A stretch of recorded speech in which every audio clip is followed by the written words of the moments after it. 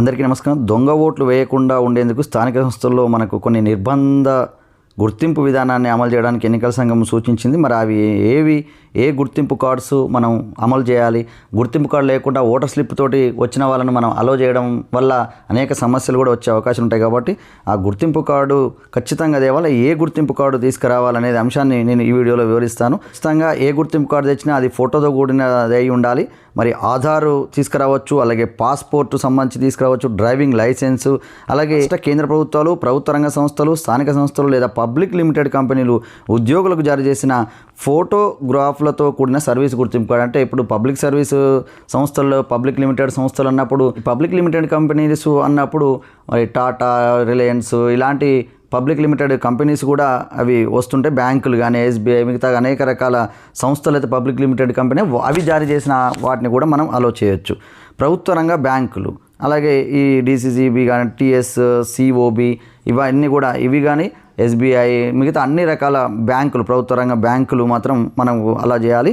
అలాగే pan card, అలాగే జాతీయ జనాభా నమోదు పథకం కింద భారత రిజిస్ట్రార్ జారీ చేసిన స్మార్ట్ కార్డు అని ఉంటే చేయొచ్చు. అది MNREGA ఉపాధి హామీలో కూడా ఫోటోతో కూడిన కార్డు, కార్మిక మంత్రిత్వ శాఖ చేసినటువంటి ఫోటోతో కూడిన ఆరోగ్య బీమా పథకం కానీ, తర్వాత మాజీ సైనికోద్యోగులు ఉంటే మామూలుగా వాళ్ళకు పింఛను వస్తుంది, వితంతువులు కానీ, అంటే వృద్ధుల పింఛను, ఏదైనా కానీ వాళ్ళది ఫోటోతో కూడిన మరి గుర్తింపు కార్డు తెస్తే మనం అలో చేయాలి. ఎమ్మెల్యే, ఎమ్మెల్సీలకు శాసనసభ, శాసనమండలి, సచివాలయం జారీ చేసినటువంటి ఫోటోతో కూడిన గుర్తింపు కార్డు, ఫోటోతో కూడిన రేషన్ కార్డులో కూడా ఫోటో ఉన్నా మనం అలో చేయొచ్చు. ఆల్రెడీ అక్కడ ఏజెంట్స్ ఉంటారు, మనకు పూర్తిగా వివరాలు అందులో నమోదై ఉంటాయి. కావున మనం జస్ట్ అతనేనా కాదా అని ఫోటోతో కూడిన గుర్తింపు కార్డు తీసుకొస్తే మనం మామూలుగా ఈ సంబంధించి మాత్రం అలో చేయాలి.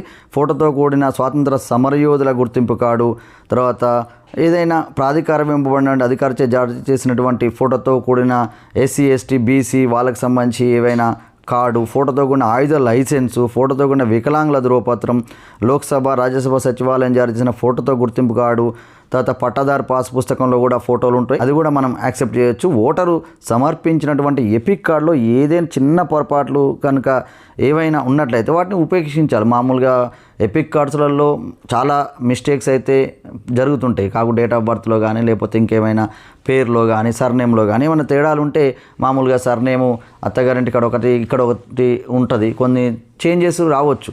కానీ అలాంటప్పుడు మనం కొద్దిగా ఎంక్వైరీ చేసి ఆ ఫోటో గుర్తింపు కార్డు మనం కంపేర్ చేసి మనం ఏజెంట్స్ సహకారంతో పూర్తిగా అది ఓకే అనుకున్నప్పుడు మనం వాళ్ళకి అలో చేయాలి. అమలు ఎపిక్ కార్డు అనేది ఉంటే, ఆ నెంబర్ ఇట్లా ఉంటే ఖచ్చితంగా ఎక్కడైనా మనం వాళ్ళను అయితే అలో చేయాలి. ఏమైనా చిన్న చిన్న మిస్టేక్స్ ఉన్నా కానీ మనం వాటిని పెద్దగా పట్టించుకోవాల్సిన అవసరం అయితే లేదు. ఓటు వేసేవాళ్ళు తెలుసుకోవాలి, తర్వాత రిటర్నింగ్ ఆఫీసర్స్, POs అందరికి కూడా దీనిపైన పూర్తి అవగాహన అయితే ఉండాలి. ఇక్కడ ఎపిక్ కార్డు తెస్తే మనం EP అని రాసి, మామూలు ఎమ్మెల్యే, MP ఎలక్షన్లో ఒక సపరేటు మనకు అనుబంధం ఒక రిజిస్టర్ ఉంటుంది, ఆ రిజిస్టర్లు రాస్తాం. ఇక్కడ మాత్రం గ్రామ పంచాయతీలో అలాంటి రిజిస్టర్ ఏముండదు కాబట్టి కౌంటర్ ఫైలు పైన బ్యాక్ సైడ్ రాయమని కొంతవరకు ట్రైనింగ్లలో కూడా చెప్పడం జరిగింది. సరే, అది అంత వీలు కాదు, అంటే రాయడానికి కొద్దిగా ఇబ్బంది ఉంటుంది. మరీ అక్కడ డౌట్ఫుల్ క్యాండిడేట్ అయితే మాత్రమే మనం ఆ ఎపిక్ కార్డు కాకుండా వేరే కార్డు తెస్తే ఒక చివరి లాస్ట్, ఇప్పుడు ఆధార్ కార్డులో చివరి 4 డిజిట్స్, లైసెన్స్లో కూడా చివరి 4 డిజిట్స్ మరి అక్కడ పరిస్థితిని బట్టి మనం రాయాల్సి ఉంటుంది. అందరికీ కంపల్సరీగా మరి కౌంటర్ ఫైల్ పైన రాయడం అంటే కొంత వీలు కాకపోవచ్చు. పరిస్థితిని బట్టి రాయమని కూడా మనకు ఎలక్షన్ కమిషన్ సూచిస్తుంది. ఎపిక్ అయితే EP అని, లేకపోతే వేరే ఏది తీసుకొచ్చినా ఆ 4 డిజిట్స్ వెనకాల రాయమని మాత్రం ఇక్కడ సూచన ఉంది. పరిస్థితిని బట్టి అన్నప్పుడు అక్కడ మనకు వీలుని బట్టి, ఆడ వీలు అంటే కొంత డౌట్ ఉంది, అతను ఏదో ఆధార్ కార్డు సరిగ్గా లేదు, లేకపోతే ఇంకేదో మిస్టేక్స్ ఉన్న సందర్భంలో మాత్రం మనం 4 డిజిట్స్ నమోదు చేసుకోవడం సరిపోతుంది. మిగతా వాళ్ళకు సరే అంత అవసరం అయితే రాకపోవచ్చు. ఇవైతే ఖచ్చితంగా అందరికీ కూడా ఓటరుకు ముందుగానే చెప్పాలి. అక్కడ ఉన్న గ్రామ పంచాయతీలో ఉండే అందరికీ కూడా ముందుగానే మరి ఖచ్చితంగా ఏదో ఒక ID కార్డు తీసుకురమ్మని మనం చెప్పాల్సిన అవసరం అయితే ఉంది. ID కార్డు ఏది లేకుండా, ఫోటో గుర్తింపు కార్డు లేకుండా మనం ఓటును ఎవరికి కూడా మనం ఇవ్వద్దు అనేది ఈ సందర్భంగా తెలియజేస్తూ, అందరూ కూడా ఈ 18 ప్రభుత్వం సూచించిన, ఎన్నికల సంఘం సూచించిన ఈ 18 ID కార్డ్స్లలో ఏదో ఒకటి తీసుకొని వచ్చి మరి విజయవంతంగా ఓటు అందరూ కూడా వినియోగించుకోవాలని విజ్ఞప్తి.